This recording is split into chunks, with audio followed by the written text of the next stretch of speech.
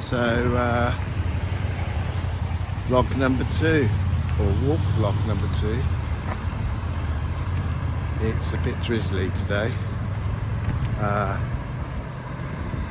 Yeah, so we'll do a 5-mile walk, another one. Vlog number 1 is yet to upload. It was far too long. None of you are going to watch an hour full of me walking. But again, bear with me. I'm going to get better at editing. I'm looking straight at the camera rather than to the side. Shout out to Carlo. Yeah, so here we are in Brighton. I'm going to walk around the pier today. It's going to be quiet on the pier, but that's if it's open. Not going to carry on walking down the seafront. Yeah, so yeah, a bit of a drizzly day. Sort of standard British weather at the moment. Had a lovely sunny day yesterday, but yeah, back to normal. Grey. Who knows? It might clear up later. Yeah, it's cold enough to put a hat on. 8 o'clock in the morning at the moment. It's going to work. Some people are going for a swim in the sea rather than me. Here we go. So, 5-mile walk. Don't forget to follow me on Strava. There'll be a link down below if I manage to upload this video properly, unlike the first one. So, anyway.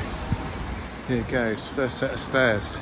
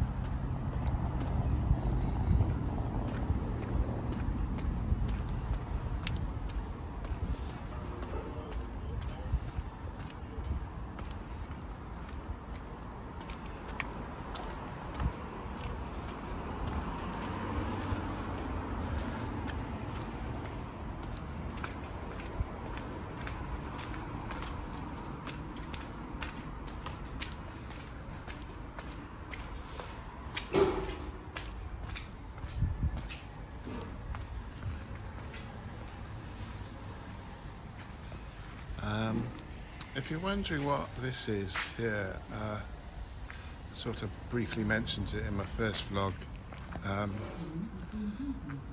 This is the walkway. Let's think, about maybe 5 years ago, maybe a bit longer. You could walk along here. In fact, I used to go running along the top level, which is up there. But unfortunately it was not looked after, and I think personally, I don't think it was looked after on purpose. I think there was at one stage they wanted to turn all of this area, okay, all of this along here, into property developments, you know, so you could buy a flat on the seafront with maybe shops below. A lot of residents didn't like that, and they wanted to make sure that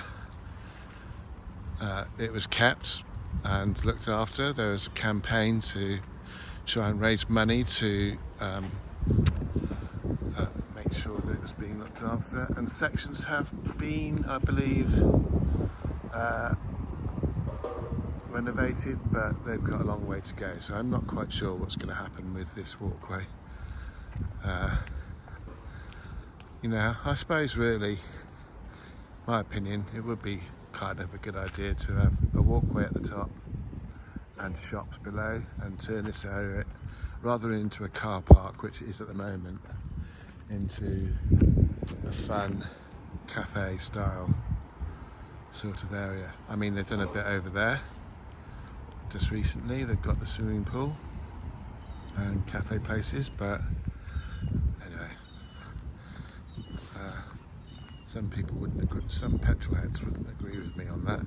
They like driving their car down here and parking it, and there are some arguments for people that are maybe not so mobile to be able to drive down here.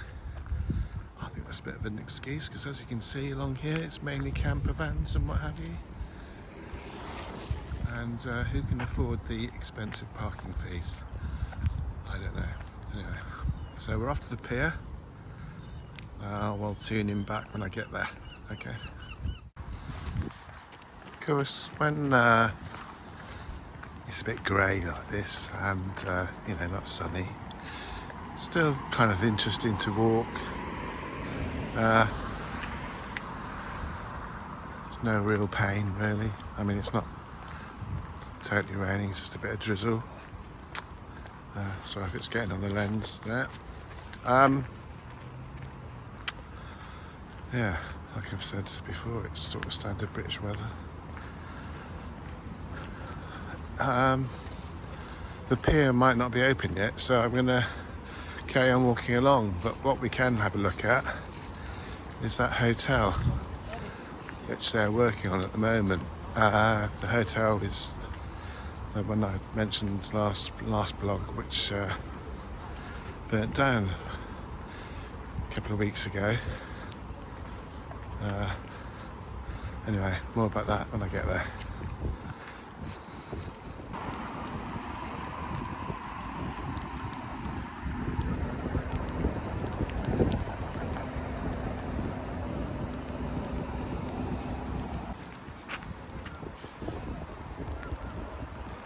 So right next to the pier is the Bolts Railway, celebrating 140 years. So yeah, when you come down to Brighton and maybe you want to go to the marina and you can't be bothered to walk it, and anyway you want to have a fun trip on the Bolts Railway, yeah, that's where we start off. So it's right next to the pier. Pier's over there, look. Yeah, so not busy today. Not many people around at the moment, staying indoors.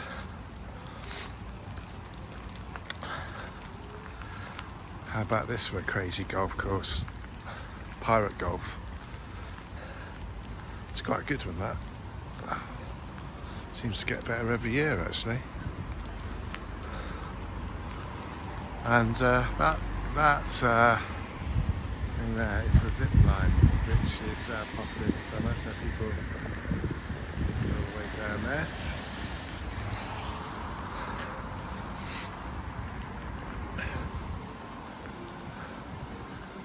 Yeah.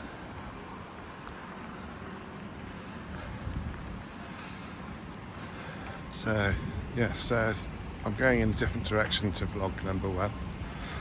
On vlog number one I went sort of west, now I'm going east, sort of into town along the more popular part of the seafront.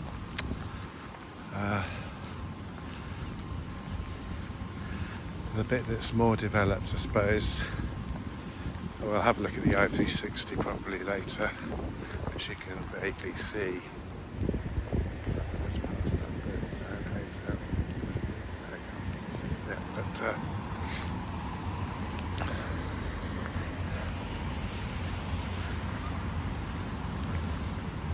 So again, I have to say that for those that don't know where I am, I'm in Brighton, UK. So Brighton is on the southeast coast of the UK, just below London. Yeah, so it's a particularly wet, grey day today. The rain is starting to get a bit harder now.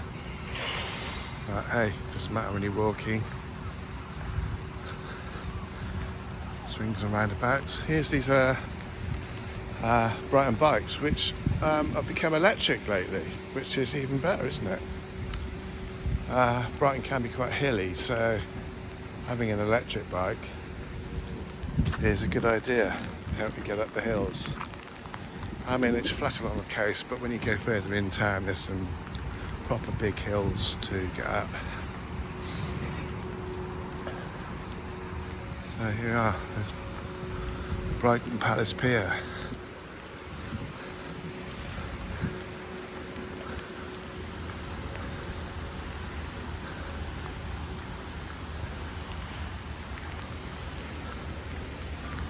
I bet you're all looking forward to when I get a better camera.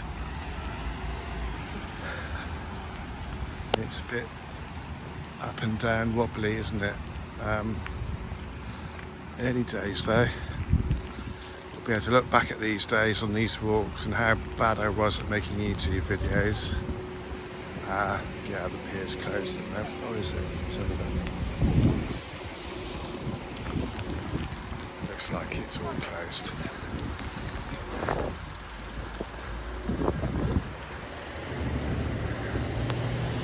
Yeah, closed. Opens at 10 AM. Oh dear. Oh, maybe we won't go to the pier today then. Yeah. Oh, well, we'll have to do something else. I'll do another video on the video. Maybe video vlog number 3 will be about the pier. Probably better to go along there when it's a bit busier anyway. A bit of atmosphere.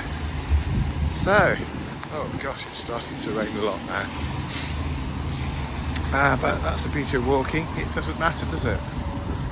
Sometimes when you're out cycling, you're in your lycra, you're a long way from home and it starts to rain. Yeah, we've got some good kit nowadays, which can keep you warm and that, but can be a bit miserable, but walking's okay. In fact, in some respect, I've got my 1980s, what's it? It's well, fold-up jacket, which is letting the water in already, but I'll warm up. So yeah, this is the hotel that burned down, and they're basically ripping it all apart. Lots to do for them there.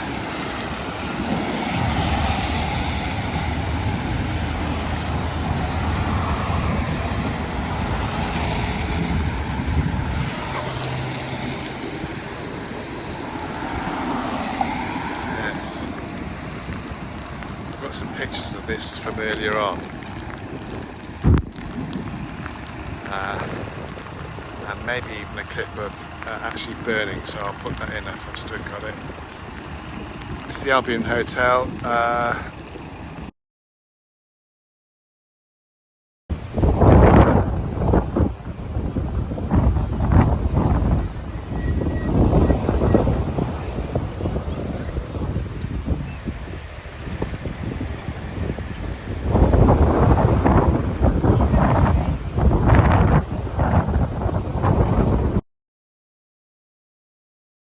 Yeah, a couple of weeks ago, it burnt down. Not sure why. Somebody left their rollers on maybe, I don't know. But it's half the hotel plot basically. The other half looks alright from the outside, but the smoke damage must be considerable. So, what do you think I'll do? Knock it all down? Probably not. Insurance company won't pay out for all of it. Yeah, here we've got quite a lot of run-down seaside Brighton buildings. Sign of the times. Anyway, so, oh well, so I'm not going to the pier, which you can see over there. Okay, so now I know it opens at 10 AM, I shall come back another time, a bit later on. Ideally when it's sunny, go there. So I think we'll walk over to the I-360. Got to get my miles in, got to get my 5 miles in.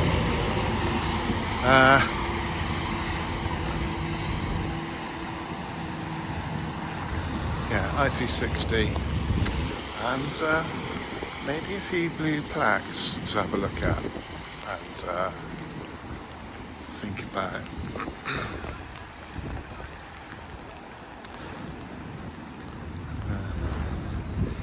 is the kissing statue here.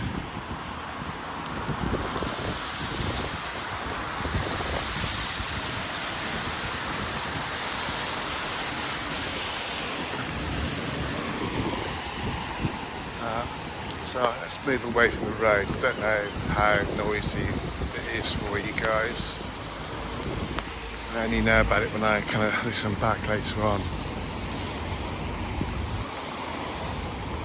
So I'm aware that I've got to try and keep these videos short, and I mean, my first one is ridiculous. It hasn't even uploaded properly yet. It's over an hour long, and that's obviously far too long. Really, we want 10 minutes, don't we? So again, this is about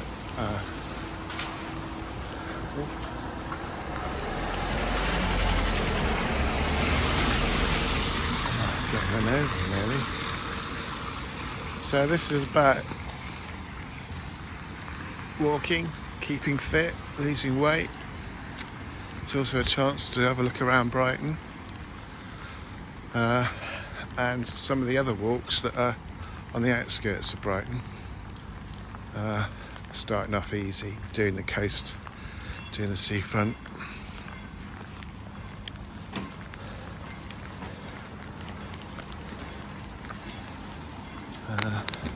So expert lens cleaning with my fingertips.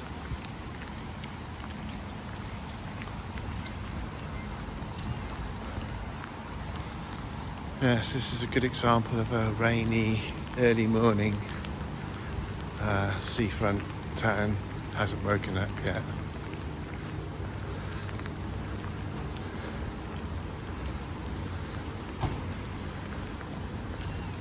And what we have to remember, oh yeah, second favourite saying, it's only water, so keep moving forward.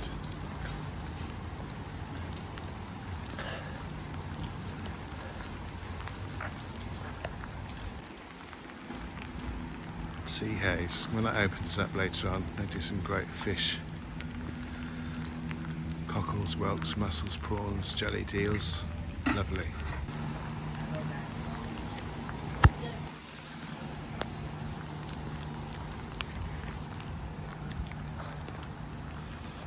So, try not to get the lens too wet, but walking along here,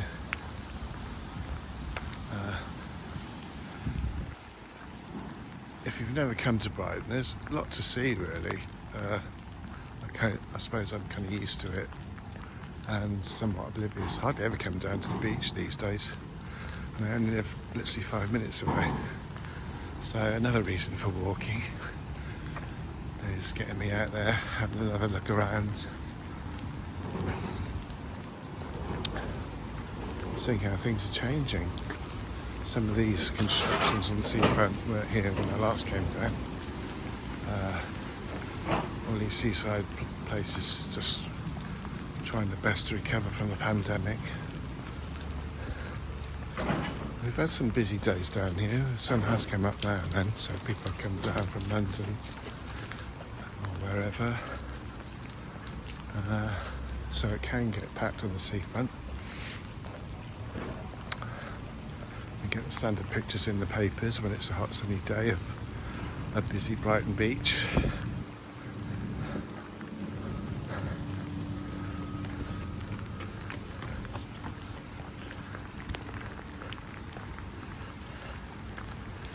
Okay, so now you can start to see the I-360 poking up there. Controversial in Brighton because we're still paying for it in our council tax, I believe. It's losing money all the time.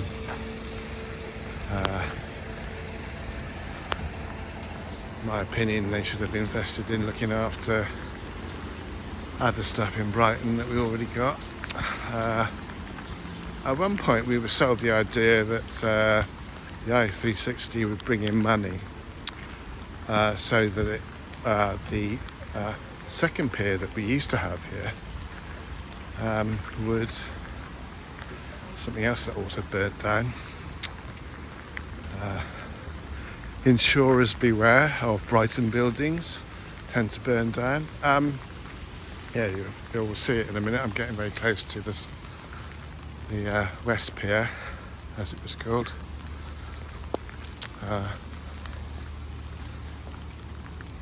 I went on 8 years ago after it burned down, and there was still a chance that it would be renovated after suffering storm damage. But yeah, it's well, there's a fire and then there's storm damage, but it's, look at it, it's well, 2 fires maybe. I'll have to look it up for you. But yeah, it's just a shell of what it once was, and it was absolutely amazing. And a bit different to the Palace Pier. It had a theatre on it, not so many games and what have you. It wasn't, you know, a fun fair type of place. It was just a nice walkway with a theatre at the end of it. A common sight, you know, we saw those electric bikes, the city bikes. I don't know how it works, but you see a lot of them left out, like they've died on the street. You know, somebody's just thought, I've had enough of this, and they just leave them there. You'll see the Brighton bike guys going around in a van, picking them up because they've got trackers on them. That's quite a hard job, I would imagine, quite busy. I think maybe you're supposed to relock it after you've hired it, and I think some people forget, and that means that anybody can then, I think I'll use that bike, it's not locked up. That might be the case, I'm not sure. But yeah. So, looks like some people on the I-360 already. I'm not quite sure what the view's like on a day like this. I don't think we can see that far. Maybe that's something they should have discussed with the council when they thought that it would be a good idea.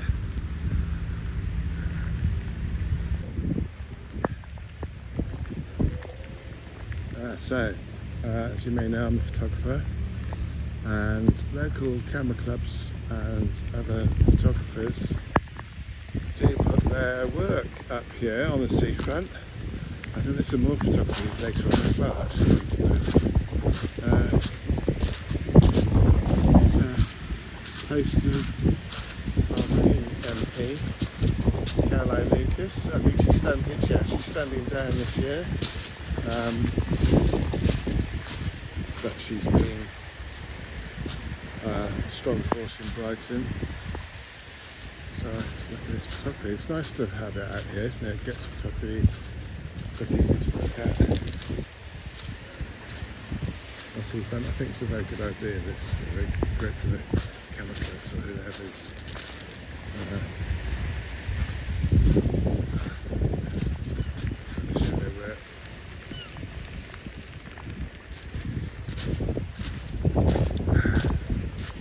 Yeah, some nice photography.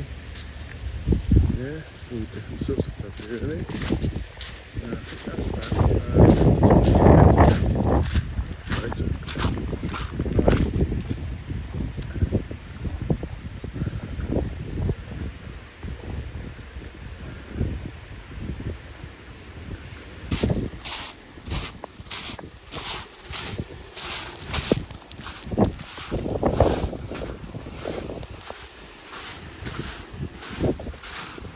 let's walk down there. It's been a long time since I've been right down to the sea.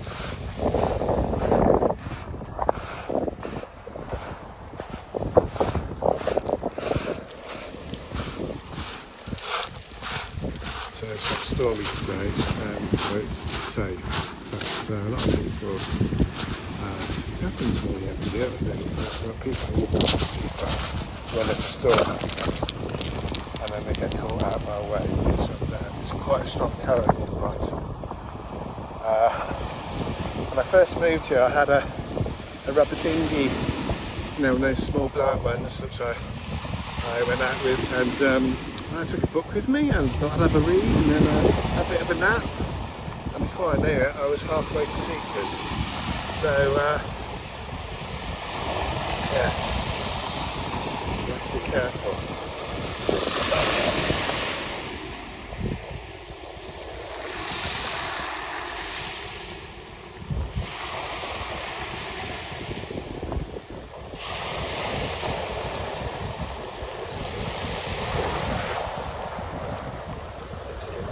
So it's going to be one of those statistics that I just talked about.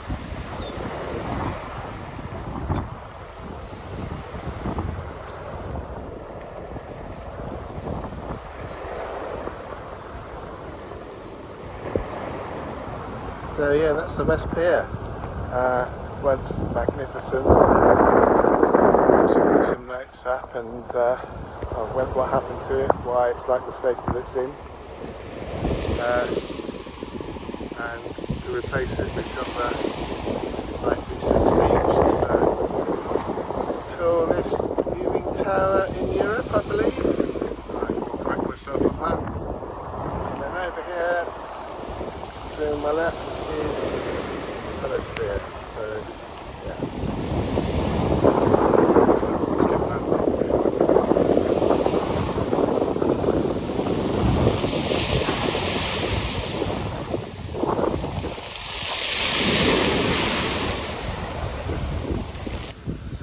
That's the I-360, and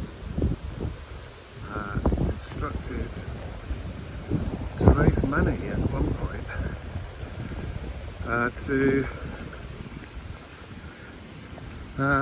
help gain some money to renovate the West Pier. That's oh, here we go. For those that don't know, there's a couple of beaches in Brighton.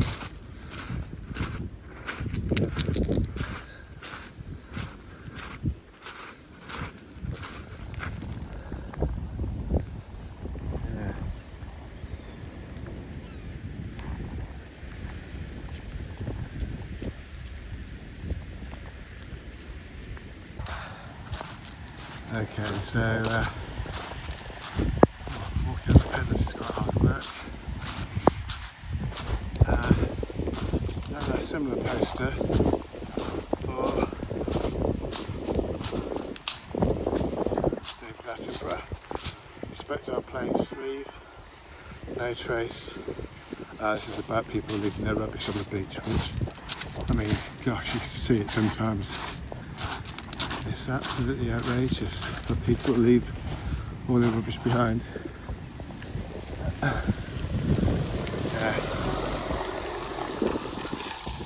So I-360 was sponsored by British Airways, but they've stopped their sponsorship. And now I think it's left to its own devices to try and make a profit. I think it's failing at that. Some people love it though, others hate it. It's called locally, and it was labelled quite early on as the eyesore, and even ruder things which I won't mention at the moment.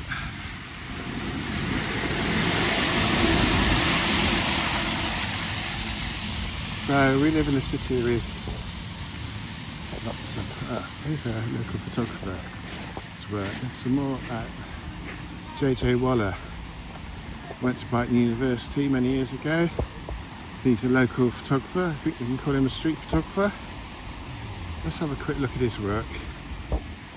I do like his work. It's yeah.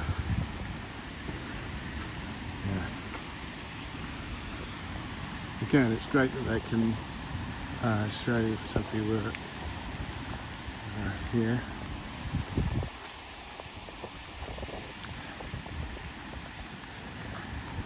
I have to say that he does do a great seagull shot. Look at that. Yes, classic. Now of course Brighton is full of photographers, me included, because there's a great great university with oh, look at that, that's a recent one. Yeah, that's the hotel. Lots of eccentric people. I mean, look at this run. What's that about? There is a nudist beach in Brighton, but I don't think that's allowed. Yeah, so there's lots of homeless people in Brighton. So what do? They put an amusement of an upside down house on the seafront, which nobody can live in. I don't know how good this is, I've never been in it. I'm sure it's great for a photo opportunity.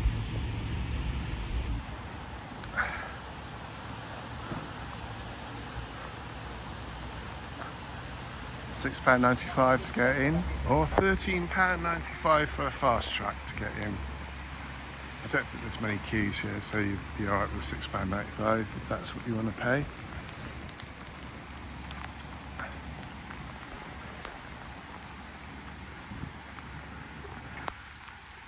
Great for the youngsters with their Instagrams to get some upside down pictures. Yeah, so sorry, let me explain. It's an upside down house, so everything inside is upside down. But when you go in and you have your picture taken, it looks like you're upside down. Does that make sense? Yeah. Why? Anyway, okay. Alright, so I'm aware that I've got to try and keep this vlog shorter than an hour long. We're aiming to get to quality stuff.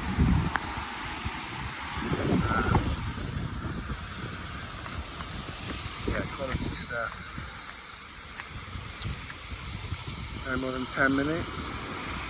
So, you know, I need to think about how I do these videos. But, yeah.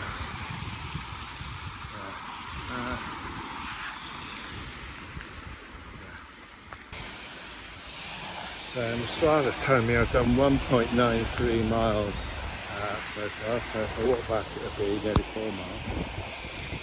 I took a few detours.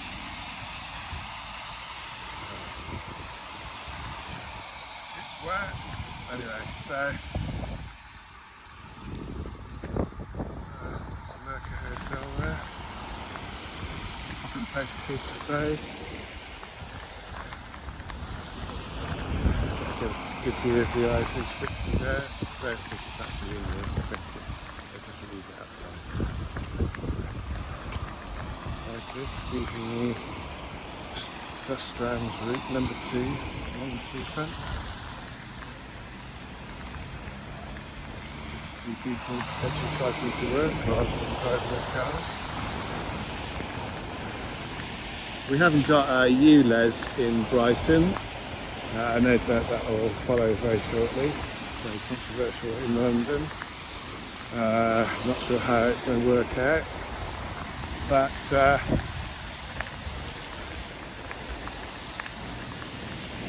you know, people are saying that it's just an excuse to make money, and in a way it is, isn't it? Because if they really want to stop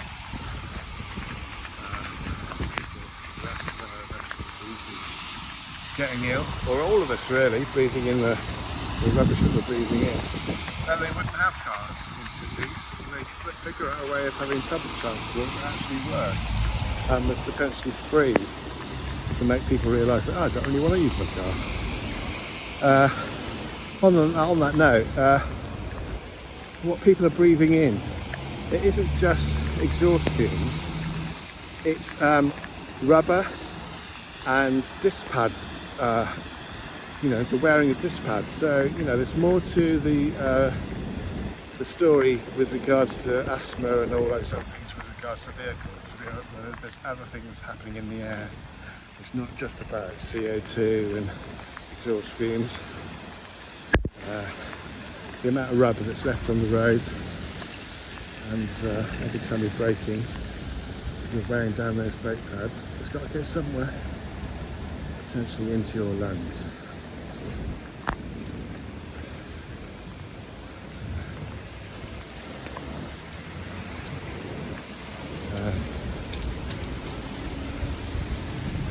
So yeah, it's a local cycle route. There's 2 cycle routes here now. Yeah, they used to be 2 caretaking cars, and they stopped that and they added an extra cycle car. One going one way, one going the other way.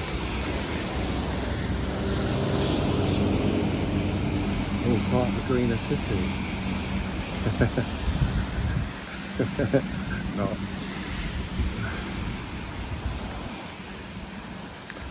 Some interesting facts about him, which I will put down in the notes, and maybe flash up some text about him. Anyway, yeah, Regency Square. Notice the scaffolding. It's a constant job these days to keep these Victorian buildings up to scratch. What you see at the front is, for the Victorians, the important part, which was what it looked like from the outside. But there's a term that you maybe not know about, and it's called bungaroosh, and basically that means that behind the facade everything was just made out of rubble and anything they could grab their hands on, basically. Even pebbles from the seafront, cemented together. So I live in one of the Victorian houses in Kent Town, and sometimes you'll hear a thump and it's bits of the wall falling down, and it's bits of pebble. Yeah. These things are sent to try us. Now, this is a pub down here, which I believe is Brighton's smallest pub. In the lanes, hidden away on the seafront, but yeah, nobody really knows much about it. It's called the Hole in the Wall now. It used to be called the Queensbury Arms, as you can see up there. It's tiny in there, but yeah. Is still operating.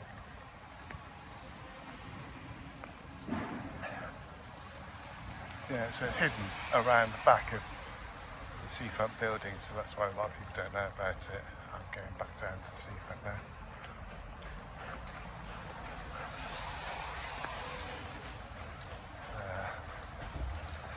You can see left here. I suppose you could say this is kind of like the Mayfair part, if you want to think about Monopoly. There's all these big hotels. This used to be called a Metropole, but it's called Doubletree now, owned by Hilton. And there's conferences on here in Brighton. It's popular for political party members to stay, and with massive conference rooms at the back.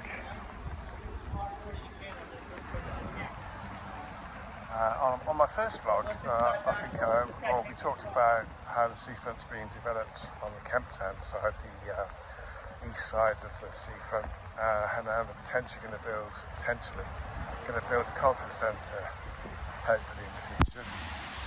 Down here is the actual conference centre that has been going since the 70s, I would assume. Right next to the Hilton, well, no, not the Hilton, Grand Hotel. Grand Hotel, notable for when the Conservatives had their their conference back in the 80s, where Margaret Thatcher was nearly killed when there was a bombing by the IRA.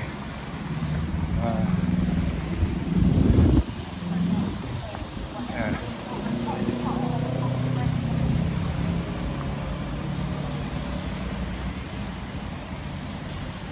A few of the Conservative politicians were badly hurt. I remember Norman Tebbit's wife was severely hurt in the bombing. Supposedly the bombs were put underneath a bathtub somewhere. I will correct myself over this is basically what I know, but at the time about 1, 2, 3, 4 or 5 layers up was where they planted the bomb on the front of the building, and it had all collapsed, so they had to rebuild that part of it just above the ground there.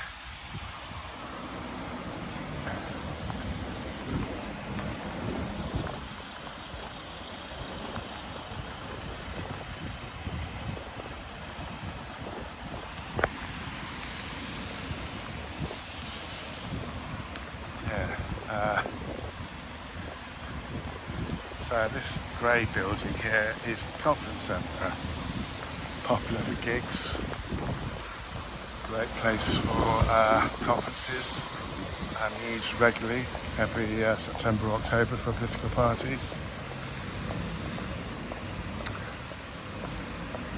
It's not the prettiest building, but it's functional.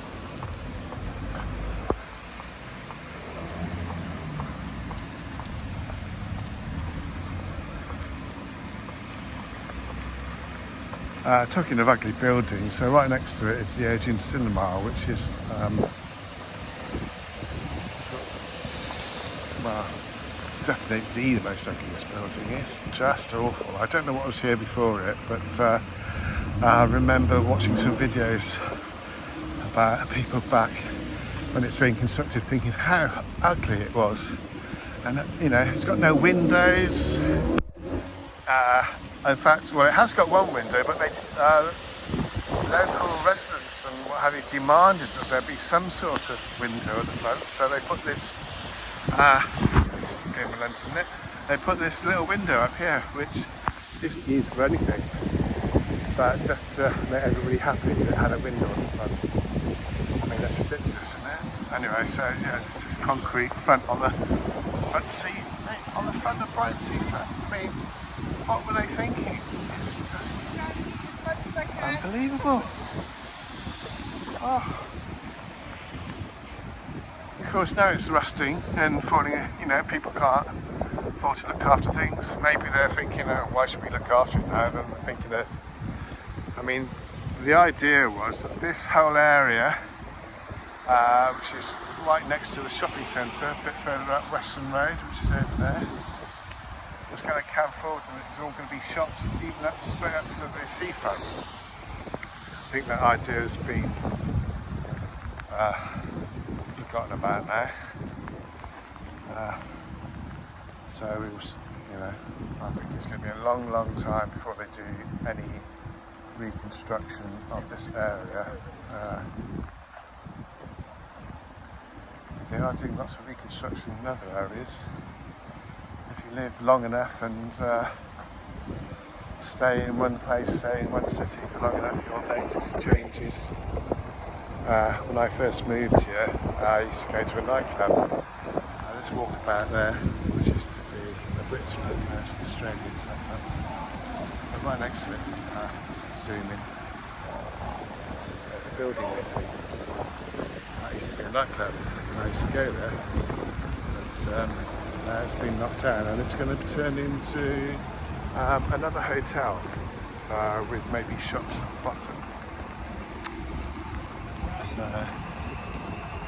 I've watched them constructing it, and there's going to be a really massive underground car park. It's quite interesting to see what they've been doing, really. Oh,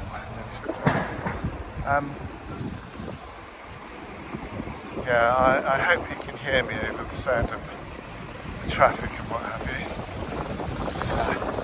When I get a better camera with a better mic, things will be better. I'm only really, you know, at the beginning, so I need to, what would you call it? YouTube experience, YouTube mission, YouTube, try not to get run over, YouTube,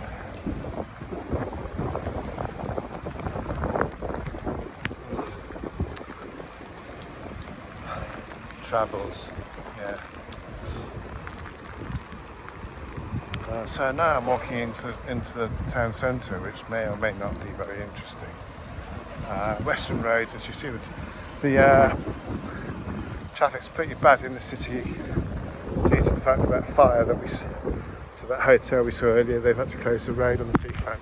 I mean, quite honestly, the traffic in Brighton is chock-a-block a lot of the time anyway. So when one of the roads gets taken away, it's a bit of a nightmare for people in cars.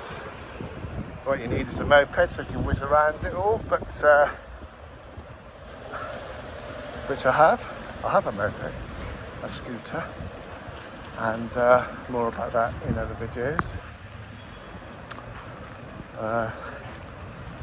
Yeah, so this West Street is kind of the nightclubby pub place to come to, or at least that's where the youngsters come to congregate.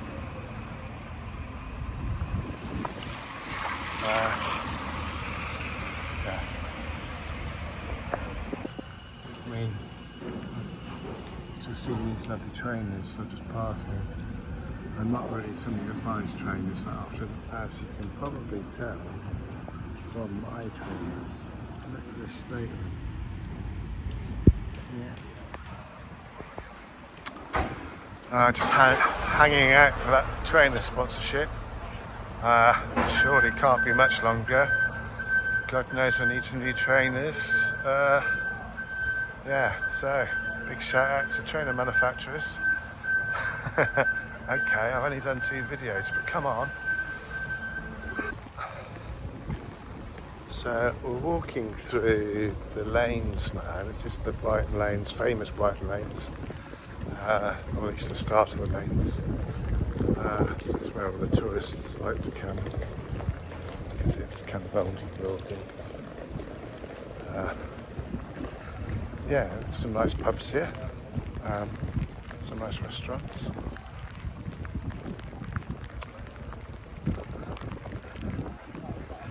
There's Fabrica over there, which is an art gallery. Tends to show photography. Haven't been in there for a while. Sadly, some closed down shops. Difficult for people to keep going. It's Brighton, the Ivy, which used to be the old post office over there, and next to it the Ivy Asia, which is, you know, might be interesting to go to sometime. If you ever come to Brighton and you want to get a good coffee, these 2 coffee shops here are quite good. I think the one on the left is particularly good. It's hidden away. It's in the lanes next to the Ivy. It's called the Post House Cafe now. It used to be called something else, but yeah, check it out. So which way should I go in the lanes? Let's go down this way.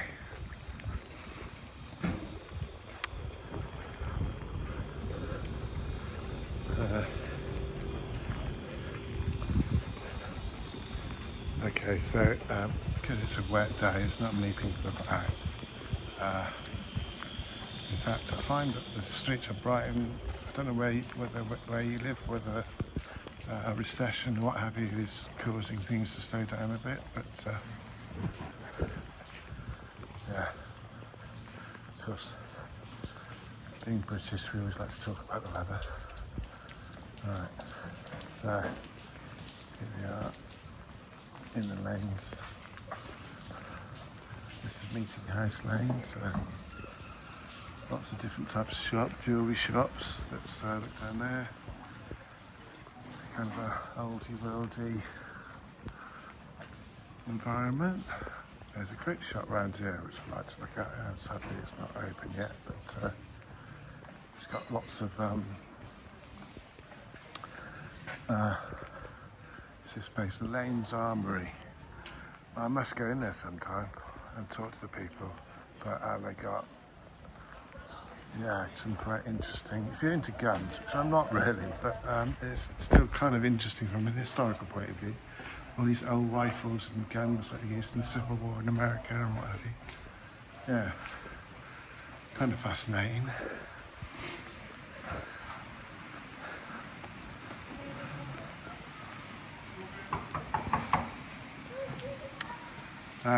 This is a dolphin area, Dolphin Square. And you've got these pods that are historically, I think, from the pandemic era, but they've kept them and it kind of works.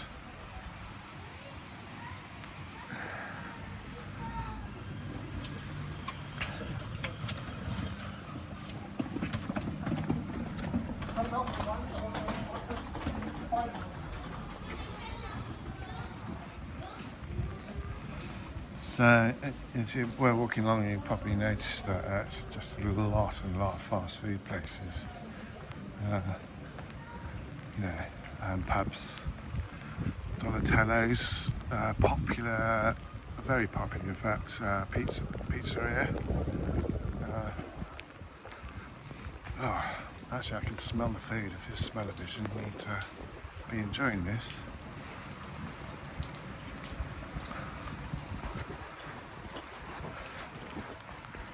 Pump House Pub.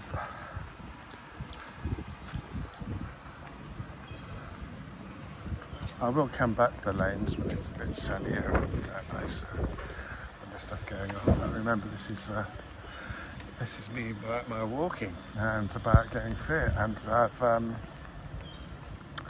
I woke up today with an idea that I should do press-ups at the end of every walk, and with an aim to be able to do 100 press-ups all in one go. So watch out. I'll probably only be able to do 5 to start with, but I used to be able to do 100 press-ups, but that was about 30 years ago, so we'll see how that one goes. Anyway,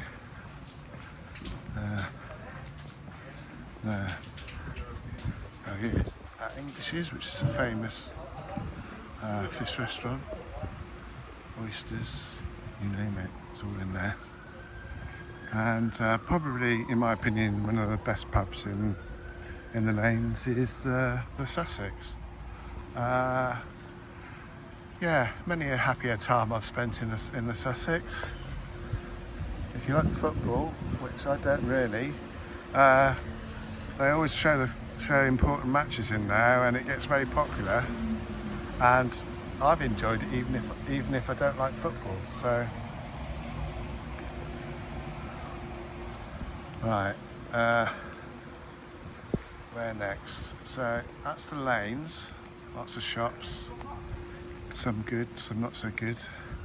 Okay, I know where we'll go next. So,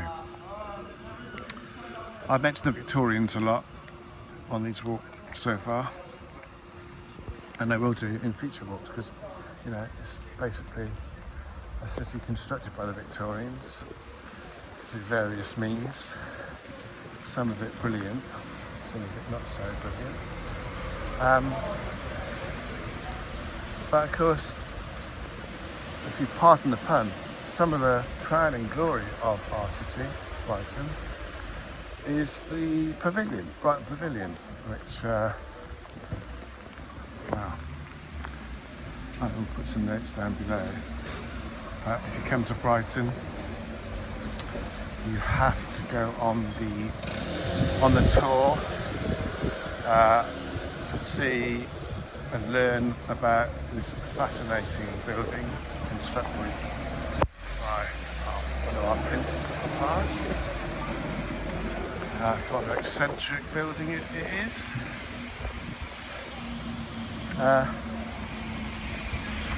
At one stage, this walkway that we're looking at now was the thoroughfare, the through road to the seafront. Horses and carriages would go through here. But when Queen Victoria came to the throne, she really did not like the idea of people passing right past her summer residence, which she didn't really like anyway. So, yeah, everything's moved around, but there's some gardens here which are part of it, which are great in the summer for people to enjoy. Let me show you.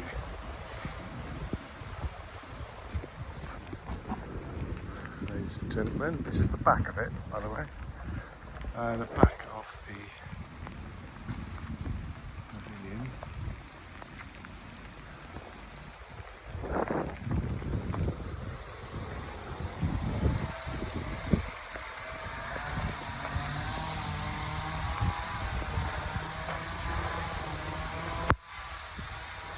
Yeah, we'll definitely do another video about this, and who knows, maybe I'll go in there and have a look around.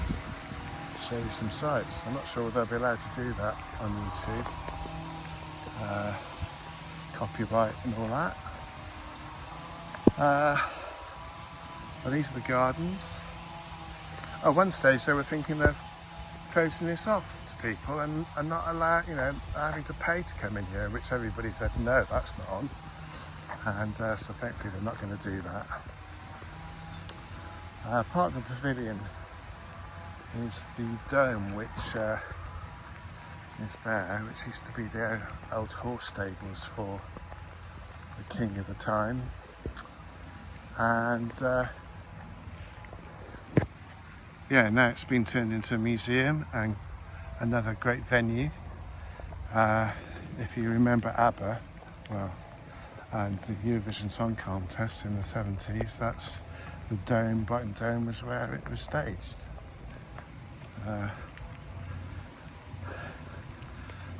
Little known facts actually is that the King, Prince Regent, didn't like the idea of getting to his horses and having to come outside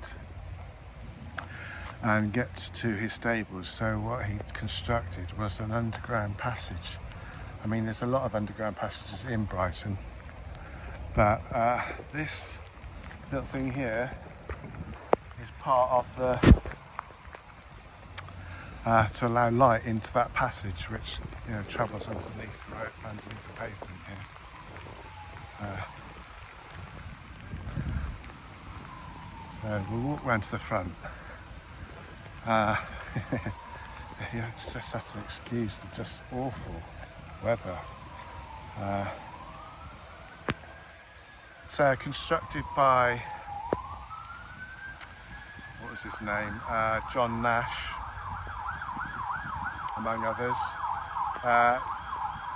Yes. There's a little known architect called Joseph Henry Good, who also was involved. So the idea was that it was supposed to have a oriental kind of look to it, which obviously it's got.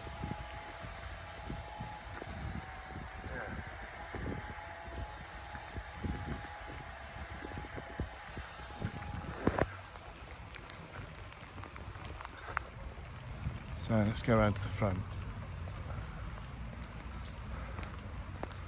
When I first moved to Brighton, I just did not get this building. I've come to kind of love it, but it does look a bit weird in amongst a thriving modern city. But like I say again, if you ever get a chance to visit, you must definitely go on the tour. It's fascinating to see how the upper classes used to live, particularly the Prince Regent of the time. He was very extravagant, hence this building. I mean, it's a bit bonkers, isn't it? Look at that.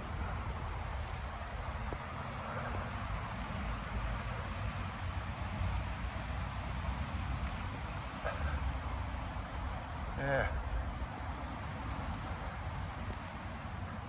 Definitely got to get in there again. Yeah, I mean, so inside it's like a mixture of Chinese, Indian. The dining hall has got a massive chandelier, which at one stage is going to be moved up to, or what it was moved up to Buckingham Palace. But the minute Queen Victoria saw it, she said, "Oh no, don't like it, send it back." So they have to send it back. So it's still in there. Anyway, there we go.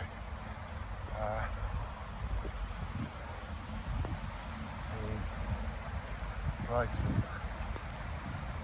Well, it's Brighton Pavilion is quite extraordinary, kind of unusual, one of a kind.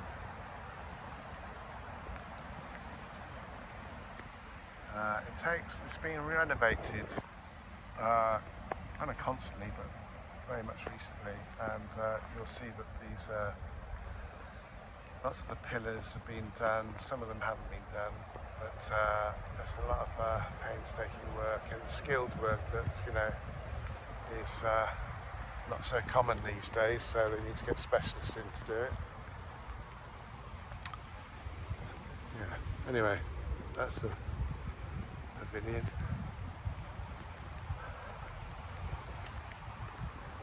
Great, isn't it?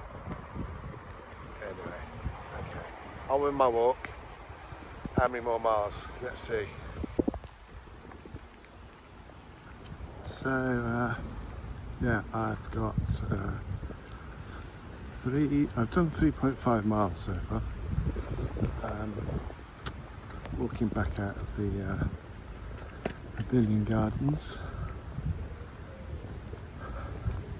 Probably walk through Kemp Town, the shopping area, which is not particularly interesting, but yeah, this will give you an idea of all shapes and sizes of the city.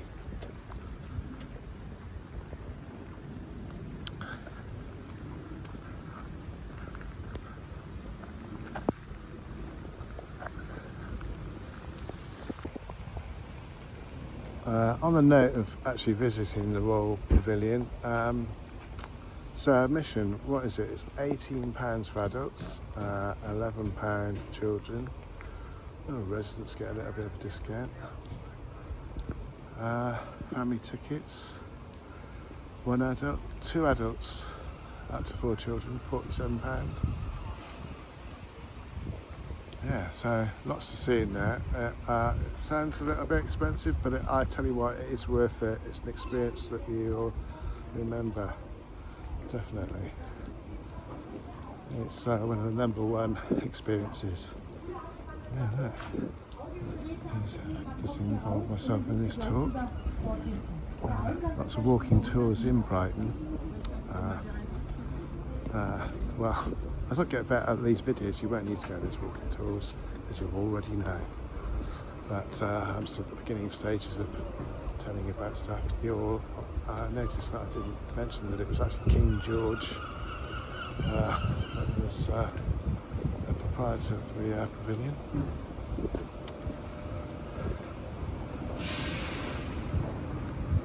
Yeah, I need to plan these videos a bit better, these vlogs, so that when I go to somewhere I know what I'm talking about.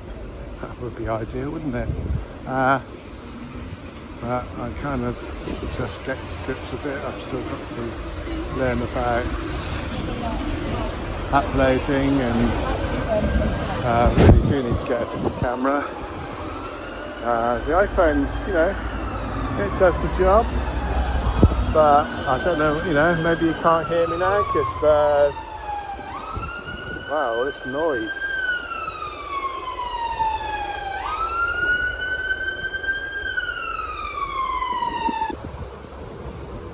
So I'm walking through the Kemp Town part of Brighton now. This is the main shopping street for Kemp Town, which is on the east side of Brighton. A little bit of rundown, but probably known at least at one time as the gayest part of Brighton. Brighton being really the capital of LGBTQ kind of environments, and one of the biggest pride festivals in the world. So yeah, as you see, we had Brighton Pride a few weeks ago, just a few flags up.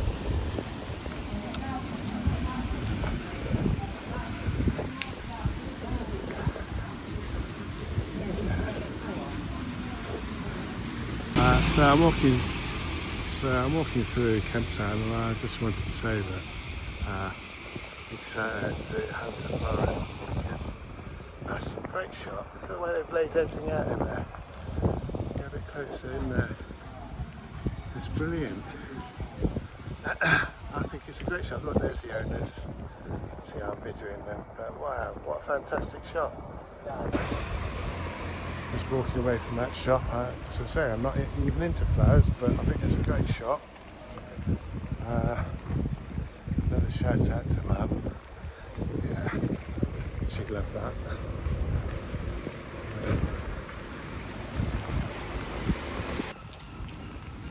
Trying to keep the lenses dry from it's a bit smudgy. Nice rain to get into the camera.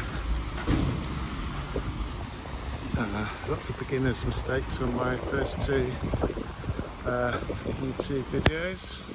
Haven't quite sussed out how to use YouTube at the moment. Just making the videos. Really just concentrating on the walking really. Videos are just a byproduct really. Obviously, I mean, you don't have to do videos to get healthy. I'm just doing it as an extra bit to my walks. And I can see myself doing a video about how being a YouTuber takes up all your time. I mean, God, I don't know how Casey Neistat and other people do a video every day. I'm trying to do that, but no, I'm going to have to get a bit quicker at doing all this editing and what have you. Okay, so my first video was stupidly long, and this one won't be that much shorter, but I'll kind of work on that one and be more specific about my videos and what they're going to be about, and try and get them down to about 10 minutes, if not shorter. I mean, most people haven't got, including myself, haven't got the wherewithal to watch a whole hour of me walking around Brighton or anywhere else. So,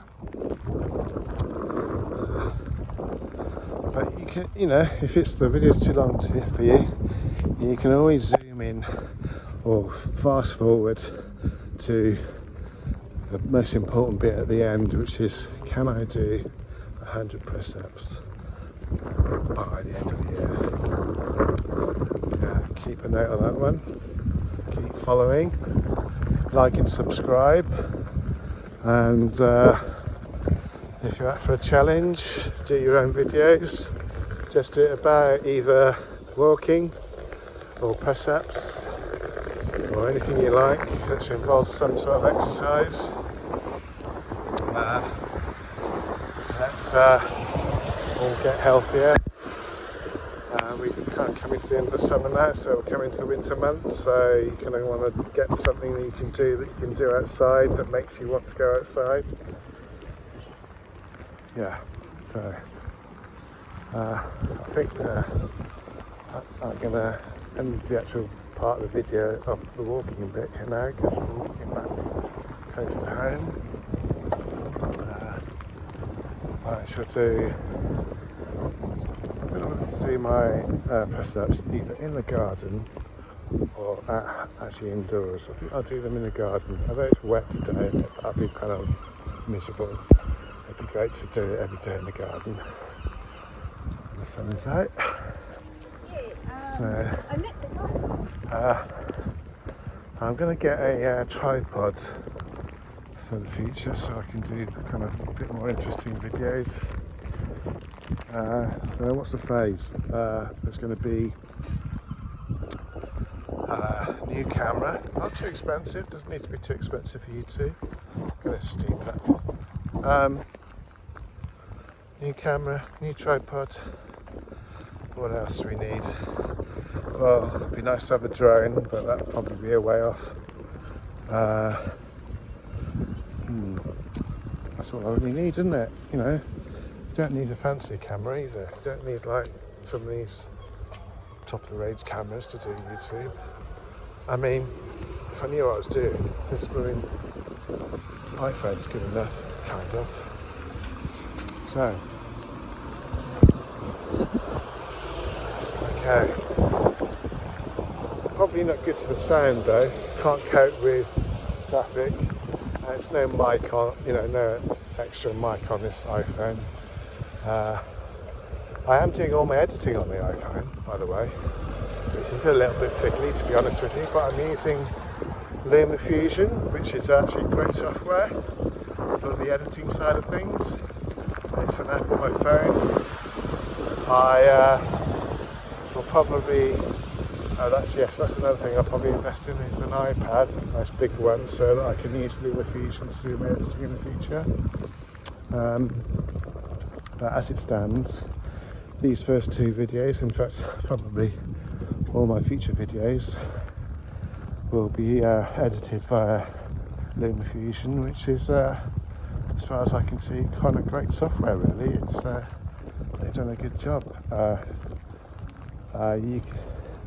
You can get to grips with it quite quickly. Obviously I've not really read up on it, typical bloke, not really. I just used it. I just saw where I got to download it, download the videos and slot them all together. Yeah, okay, not brilliant editing at all really, but yeah, at least you can get started quite quickly. I know that it's not dissimilar on other software, but I think particularly LumaFusion is very easy to use, and I've yet to learn about all the brilliant stuff that it can do. So yes, yeah, I'm not sponsored by LumaFusion. I'm just impressed in first impressions how good it is. So yeah, that's product placement number God knows what. Yeah, still could do with some new trainers though. Yeah, if I knew how to pronounce what they're called, I'd mention them. I'll put some details out. I do like this particular make. So, of course, with walking, you know, you don't need exactly specialist shoes, just shoes that you feel comfortable in. It's not the most important thing necessarily.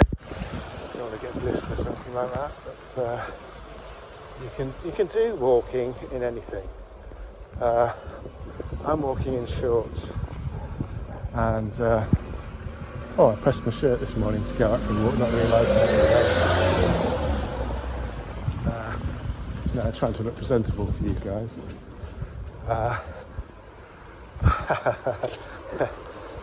We'll see how long that lasts. Being presentable. Yeah, it's kind of important, I suppose. Anyway, so yeah, this is Kemp Town.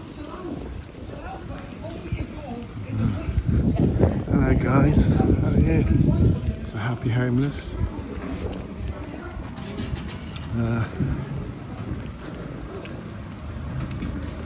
Yeah, so I'm nearly home now. Well, I say that, I better check how far I've come. So I'm going to sign off on this video, and you'll see some press ups at the end here. But thanks for following. Pass on the word about my videos. Some of you will be, who knew me when I was thinner, will be interested to see how fat I've got, and whether I can actually achieve thinness again. That'll be interesting, won't it? So yeah, I'm looking forward to surprising a few of you. Okay, catch you later. Next up, press ups.